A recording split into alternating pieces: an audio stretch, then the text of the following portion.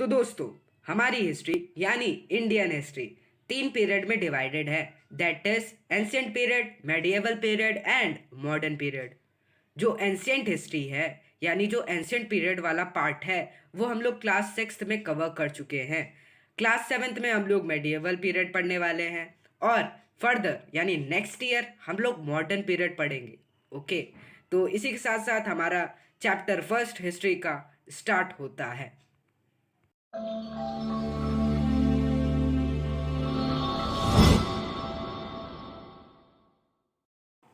Hello guys and welcome back to class study. As you can see in this video lecture we are going to cover chapter first of history that belongs to class 7th.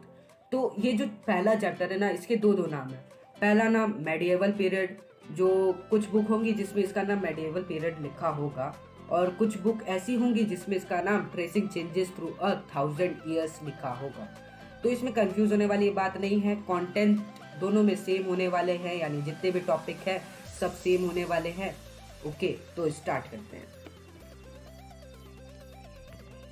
तो जो हमारा सबसे पहला topic आता है, पहले मैं एक और चीज़ जो बताना चाहता हूँ कि ये जो स्लाइड मैं यूज़ कर रहा हूँ इसको आप भी एक्सेस कर सकते हो यानी डाउनलोड कर सकते हो। बस इसके लिए आपको डिस्क्रिप्शन बॉक्स खोलना है जो कि इस वीडियो के नीचे होगा और फिर टेलीग्राम ग्रुप ज्वाइन करने का एक लिंक होगा, उस पर क्लिक करना है।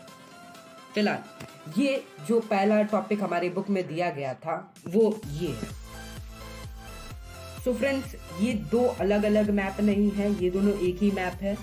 ये वाला जो सेकंड मैप है, ये वाला जो मैप है इसको मैंने इन्वर्ट किया हुआ है, वो मैं अभी थोड़ी देर में आपको बताऊंगा कि मैंने इसको इन्वर्ट क्यों किया। फिलहाल ये जो पहला मैप है इसको ध्यान से देखिए। और एक जो आप कह सकते हो पेंटर टाइप के थे, वैसे उनको पेंटर भी नहीं कह सकते, उनका नाम था अल इद्रिसी। उन्होंने इंडिया का मैप कुछ ऐसा बनाया था और उन्होंने कहा कि ये है इंडिया का मैप। और उस टाइम पे जितने भी लोग थे, लगभग बहुत पुरानी बात है, उस टाइम पे जितने भी लोग थे सब ये बात मान भी गए और उनके बहकावे में आ गए। और उन्होंने देख सकते हो आप लोग श्रीलंका कहाँ दिखाया, मतलब अपोजिट साइड में दिखा रहे, उनकी दुनिया उल्टी थी ना, तो इसलिए उन्होंने मैप भी उल्टा बनाया। तो चलिए, एनसीईआरटी बुक में लिखा गया है कि उन्होंने मैप उल्टा बनाया, तो मैंने इस मैप को सीधा करके भी इंडियन मैप से मैच करने की कोशिश की, बट किसी एंगल से मिल तो नहीं रहा था। तो आप लोग देख सकते हो कि कितनी बड़ी गलती उन्होंने की थी, लेकिन फिर भी उस टाइम पे इंडियंस इतने भोले भाले थे, किसी के भी बहकावे में आ जाते थे। तो बस आपको जो इस मैप को इन्वेंट करने वाले हैं इनका नाम याद रख लेना है, जिनका नाम था अल इद्रिसी। तो ये पहली बात जो आपकी एनसीईआरटी बुक में गिवन है। अब इसके बाद बढ़ते हैं और नेक्स्ट स्लाइड यानी नेक्स्ट पेज पे मूव करते हैं। नेक्स्ट स्लाइड पर मूव करने से पहले मैं तुम्हें एक छोटी सी बात और बताना चाहूँगा। ये जो अल इद्रिसी साहब थे, इन्होंने ये जो मैप है ये 1154 सीई में बनाया था।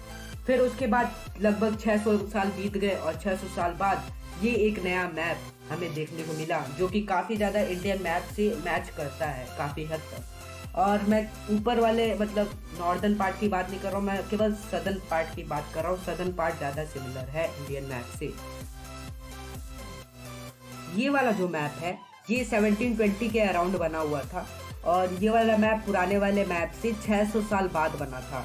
यानी 600 साल तक जो भी सिटीजन्स थे सब मतलब पुराने मैप के चलते बेवकूफ़ बने हुए थे। मतलब कितने भोले थे वो लोग। कोई भी आके बोल देता था ये है इंडिया का मैप तो सभी लोग अरे वाह यही है इंडिया का मैप। तो असली मैप जो कि 600 साल बाद बना पुराने मैप से वो ये था। फिर इसी के बाद इसमें थोड़ा और इम्प्रूवमेंट हुआ और आज हमें देखने को मिलता है भारत का मैप यानी इंडिया का मैप। कितना अच्छा लगता है ना।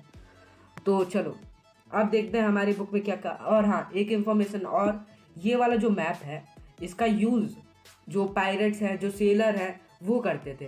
पायरेट छोड़ो, सेलर करते थे। तो सेलर अपने वोएज के थ्रू, वोएज मतलब होता है समुद्री यात्रा, तो मतलब समुद्री यात्रा के थ्रू जो ये वाला मैप है इसका यूज़ किया जाता था। और यही मैप कितना अच्छा लग रहा है देखने में, इसीलिए इस मैप का यूज़ किया जाता था। और इस मैप में जो सी से बनी हुई है, मतलब जो सी और लैंड की बाउंड्री है वो एग्जैक्ट बनी है। बाकी फर्दर बाउंड्री थोड़ी दिक्कत हो सकती है। तो अब हम लोग न्यू एंड ओल्ड टर्मिनोलॉजी के बारे में पढ़ने वाले हैं। तो दोस्तों ऐसा तो है नहीं कि जो चीज़ पहले से चली आ रही है वो आते आते मतलब काफ़ी सालों बाद तक भी वैसी ही हो। तो उस चीज़ में थोड़े थोड़े चेंजेस आते रहते हैं, और जैसे हम लोग को थोड़ा ज़्यादा डिफरेंस देखने को मिलता है ईयर का, तो हमें वो चेंजेस भी ज़्यादा हो जाते हैं, मतलब वो चेंज भी ज़्यादा हो जाते हैं। मतलब ऐसा सपोज करो कि हर 10 साल में कुछ चेंज आ रहा है, तो अगर आप लोग 100 साल बाद उसी जगह पे आओगे तो उसमें काफ़ी ज़्यादा चेंज देखने को मिलेगा। तो वही चीज़ यहाँ पर भी की जाती है। जैसे मैं कुछ ओल्ड नेम बोलूँगा और कुछ मॉडर्न नेम बोलूँगा। तो ओल्ड नेम जैसे कि काशी, जिसको आज हम लोग वाराणसी या फिर बनारस के नाम से जानते हैं, या आप लोग ले सकते हो एग्जाम्पल कोसाला का, जिसको आज हम लोग अवध या औध के नाम से जानते हैं। और भी काफ़ी ज़्यादा मतलब स्टेट्स हैं जिसमें से आप लोग शायद वत्स जानते हो के, तो वत्स को हम लोग टुडे यानी आज हम लोग इसे इलाहाबाद के नाम से जानते हैं। कुरु भी जानते होगे आप लोग, तो कुरु आज हम लोग दिल्ली के नाम से जानते हैं, और सुरसेना मथुरा के नाम से जाना जाता है। बाकी ये सारे नाम तो आपको शायद ही पता हो। तो ये थी कुछ ओल्ड एंड न्यू टर्मिनोलॉजी। अब इसके बाद देखते हैं हमारी बुक में क्या दिया गया है। तो दोस्तों, जो मेडिएवल पर्शियन होते थे और जो मॉडर्न पर्शियन होते थे, उन लोग में काफ़ी ज़्यादा डिफरेंस होता था। अब मेडिएवल पर्शियन मतलब जो पुराने समय के जो पर्शियन है, और मॉडर्न पर्शियन जो इस समय जो पर्शियन है, तो इसमें डिफरेंस कैसे आया एक स्टोरी से समझो। जैसे कि मोहन, अब मोहन के पापा चाकू को बोलते हैं नाइफ। तो नाइफ अब मोहन को अच्छा नहीं लगता है कि वो नाइफ बोले। वो बोलता है नहीं, मैं के को साइलेंट नहीं रखूँगा, के को बुरा लग जाएगा। I will pronounce it as कि मैं इसको कनाइफ बोलूँगा। तो फिर मोहन ने उसे नाइफ को कनाइफ बोलना स्टार्ट कर दिया, के को साइलेंट नहीं करता था वो। तो वो अपने बच्चों को क्या सिखाएगा कि ये नाइफ नहीं, ये कनाइफ है। फिर उसके बच्चे अपने बच्चों को सिखाएंगे ये नाइफ नहीं, ये कनाइफ है। तो धीरे धीरे ये जो नाइफ वाली जो स्टोरी थी ये गायब हो जाएगी, और सभी लोग फ्यूचर में कनाइफ कनाइफ बोलने लग जाएंगे। फिर ये सारी चीज़ें डिफरेंट हो जाएगी। तो यही चीज़ थी जिस वजह से मेडिएवल पर्शियन और मॉडर्न पर्शियन में तुम्हें डिफरेंस देखने को मिल रहा है। मैं केवल ग्रामर और वोकेबुलरी की बात नहीं कर रहा हूँ, I am talking about word also. जो वर्ड की मीनिंग थी वो भी धीरे धीरे चेंज होने लगी। जैसा कि अगर मैं बोलूँ कि जो नाइफ है, नाइफ को मोहन के पापा बोलते थे कि ये चाकू है, लेकिन जो मोहन था उसने बोला नहीं, मैं बॉल को भी नाइफ बोलूँगा। तो उसने बॉल को नाइफ बोला। उसने अपने बच्चे से कहा कि ये जो बॉल है ना, ये बॉल नहीं है, ये नाइफ है। फिर उसके बच्चे बॉल को नाइफ नाइफ कहने लगे। तो धीरे धीरे ये सारी सिचुएशन चेंज हो जाती है। तो ये तुम समझ रहे हो, और इसको जो है ना रियल लाइफ में प्लीज़ रिलेट मत करना। ये मैंने केवल एक स्टोरी समझाई थी जिससे तुम्हें ये वाला टॉपिक समझ में आ जाए। और अब हम लोग बात करने वाले हैं फॉरेनर्स की। तो जो मैंने तुम्हें पिछले वाले स्लाइड में बताया, थोड़ी बहुत जो नॉलेज है वो वाली भी लगेगी। तो फॉरेनर क्या होते हैं? फॉरेनर अगर आज की बात करें तो वो होते हैं जो हमारे देश से नहीं होते। जैसे कि जो हमारी कंट्री है इंडिया, अगर अमेरिका से कोई इंडिया में आता है तो हम लोग उसे फॉरेनर कहते हैं, यानी वो दूसरे देश का है। तो पहले जो है ना, इंडिया को कंट्री तो थी, लेकिन पहले लोग अपने गांव को ही अपनी कंट्री मानते थे। तो दूसरे गांव का कोई उस गांव में आता था तो लोग उससे फॉरेनर कहते थे। फॉरेनर को हिंदी में बोले तो परदेसी, और पर्शियन लैंग्वेज में बोले तो अजनबी। ओके, तो आई होप कि तुम्हें फॉरेनर वाला जो टॉपिक है ये भी समझ में आया होगा। सो फ्रेंड्स, इसी के साथ साथ हमारा ये टॉपिक खत्म होता है। Now we are moving to our next topic, that is historian and their sources. तो हिस्टोरियन क्या होता है? हिस्टोरियन हमने पिछले क्लास में पढ़ा है कि हिस्टोरियन वो होते हैं जो हिस्ट्री को स्टडी करते हैं। तो हिस्ट्री को स्टडी करने के लिए कुछ सोर्स चाहिए। जैसे अगर आप लोग बुक को स्टडी करते हो तो बुक में कुछ सोर्स है, किसी सोर्स से वो इन्फॉर्मेशन कलेक्ट की जाती है, तभी आप लोग उसे स्टडी कर पाते हो। तो इसीलिए हिस्टोरियन को स्टडी करने के लिए कुछ ना कुछ सोर्स चाहिए। तो सोर्स दो तरीके के होते हैं, एक आर्कियोलॉजिकल और एक लिटरेरी। तो आर्कियोलॉजिकल मतलब कि टेम्पल्स, मॉन्यूमेंट्स, जैसे कि आप लोग जानते होंगे कि हिस्टोरियन जो होते हैं वो खुदाई करते हैं कि ताकि उन्हें पुरानी चीज़ें मिले। जैसे अगर पुराने कॉइन्स मिलते हैं तो उस पर वो लोग स्टडी करते हैं कि पुराने समय में ऐसा कॉइन रहा होगा। पुराने ऑर्नामेंट्स यानी पुराने गहने मिलते हैं या फिर पुरानी पेंटिंग्स मिलती हैं, तो उससे वो लोग अंदाज़ा लगाने की कोशिश करते हैं कि जो पुरानी लाइफस्टाइल थी वो कैसी रही होगी। ओके, तो इसके बाद आर्कियोलॉजिकल सोर्स आप लोग को हो सकता है समझ में आ गया हो। अब हम लोग बढ़ेंगे लिटरेरी सोर्स। तो लिटरेरी सोर्स मतलब वो चीज़ जो लिटरेरी लिखी जाती है। मतलब जैसे अगर मान लो कि कोई बुक है जो आज से 700 साल पहले लिखी गई है, वो अगर किसी हिस्टोरियन को मिलती है तो वो लिटरेरी सोर्स के थ्रू अंदाज़ा लगाने की कोशिश करेगा कि उस समय कैसी लाइफस्टाइल रही होगी। तो ये दो तरीके के सोर्स होते हैं। अब हम लोग थोड़ा लिटरेरी सोर्स के बारे में पढ़ने वाले हैं। तो अब चलते काफ़ी साल पहले यानी मेडिएवल पीरियड में चलते हैं और एज्यूम करो किसी ने कोई कॉपी लिखी है और काफ़ी लोगों को वो कॉपी पसंद आ रही है, यानी वो कॉपी काफ़ी ज़्यादा पॉपुलर हो चुकी है। तो सभी लोग चाह रहे हैं कि उस कॉपी को प्रिंट करके ऐसे बांट दिया जाए। तो ऐसा तो पॉसिबल था नहीं, क्योंकि तुम ही सोचो उस टाइम पे प्रिंटर्स नहीं होते थे। तो प्रिंटर्स नहीं होते थे तो कुछ लोग होते थे ना जो कॉपी लिखते थे। तो वो कॉपी लिखते थे अपने पेन और पेपर से, मतलब खुद ही लिखते थे कॉपी। तो उन लोग को क्या कहा जाता है अभी मैं थोड़ी देर में बताऊंगा। तो वो उन लोग ने कॉपी लिखा, तो कॉपी लिखने के बाद वही चीज़ सेम चीज़ वो लोग कॉपी करे। जैसा नहीं होता है तुम लोग अगर स्कूल में किसी दिन एब्सेंट हो जाते हो तो अपने दोस्त से कॉपी लेके आते हो और वही चीज़ अपने उतारने लगते हो कॉपी में, अपने भी वही चीज़ सेम कॉपी करते हो।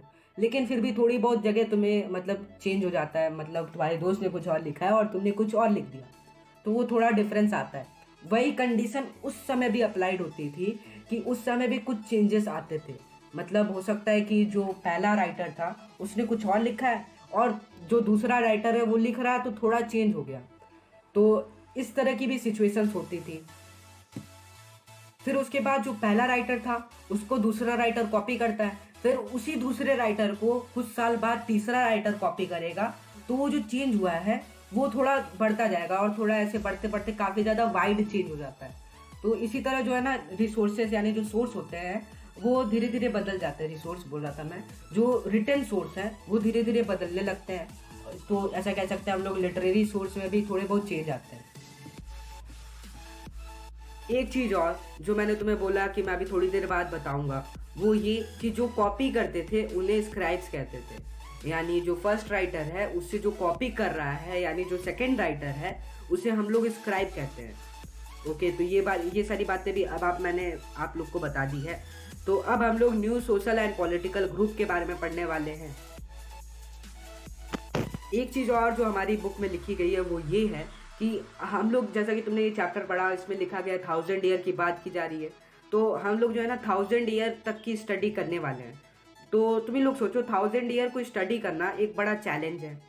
तो यही चीज़ लिखा गया बुक में। और एक और चीज़ लिखा गया है कि जो हमारी पॉलिटिकल और सोशल ग्रुप जो पहले होते थे वो कैसे होते थे। तो देखो, जो ग्रुप ज़्यादा पावरफुल होता था लीडर वो बन जाता था।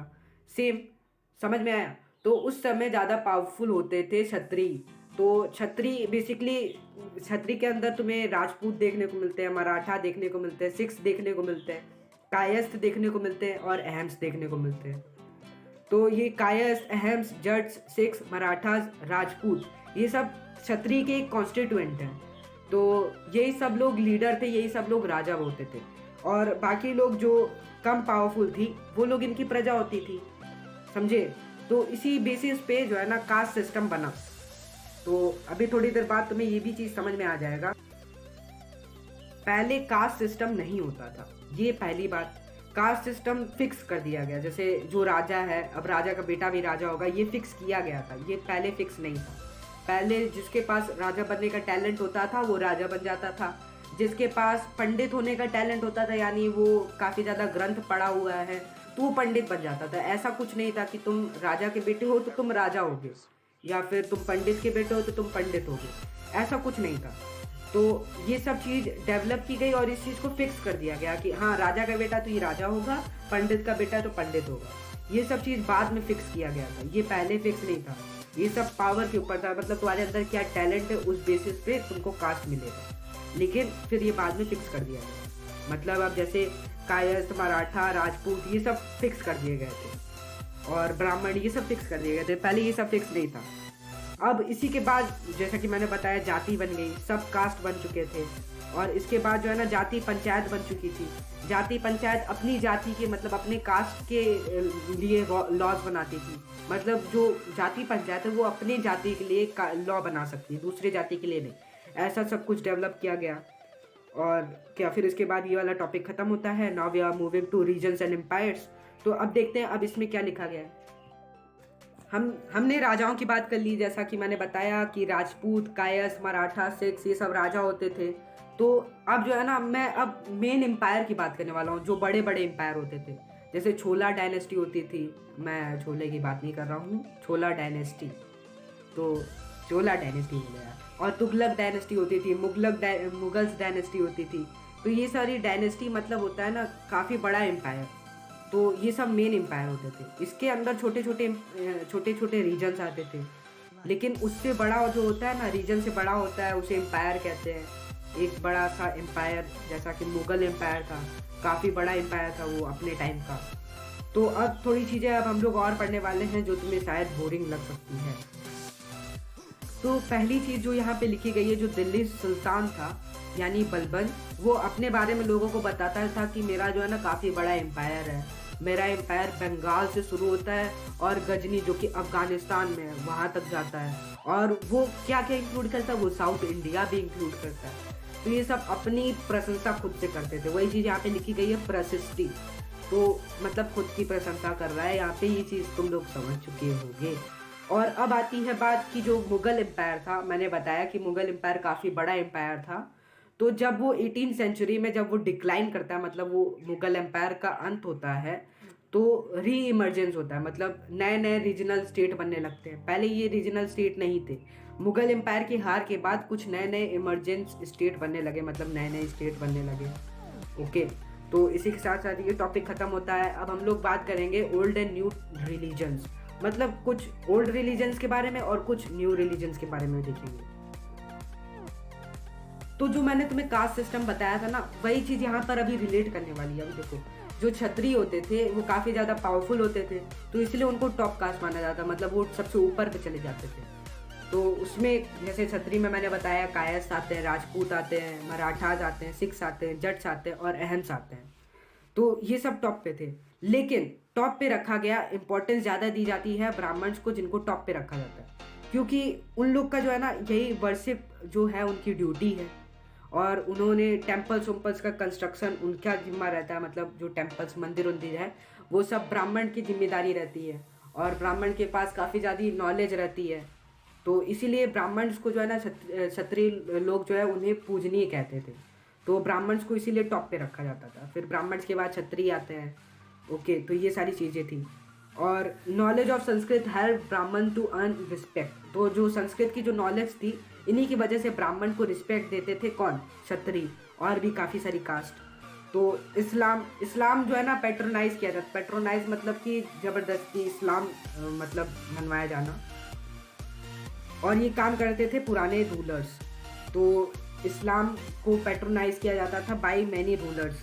तो ये सब पास की बात है, जैसा कि मुगल एम्पायर था तो वो इंडिया से नहीं बिलोंग करता था, वो आउट ऑफ इंडिया आया था। तो अब हम लोग बात करने वाले हैं हिस्टोरिकल पीरियड। तो हिस्टोरिकल पीरियड जैसा कि मैं तुम्हें बता चुका हूँ, medieval period, ancient period, modern period. But उस टाइम पे ऐसा कुछ पीरियड नहीं था। तो जो ब्रिटिश बोले कि हम लोग जो है ना पीरियड को, हिस्टोरिकल पीरियड को ऐसे डिवाइड कर सकते हैं जैसे हिंदू पीरियड, मुस्लिम पीरियड और ब्रिटिश पीरियड। तो ये सारी चीज़ें कुछ लोग को अच्छी लगी कि हाँ चलो ठीक है। कुछ लोग बोले यार ये क्या, मतलब कोई ऐसा कोई तरीका होता है पीरियड डिवाइड करने का। तो कुछ लोग इसको रिजेक्ट कर रहे थे और कुछ लोग एक्सेप्ट कर रहे थे।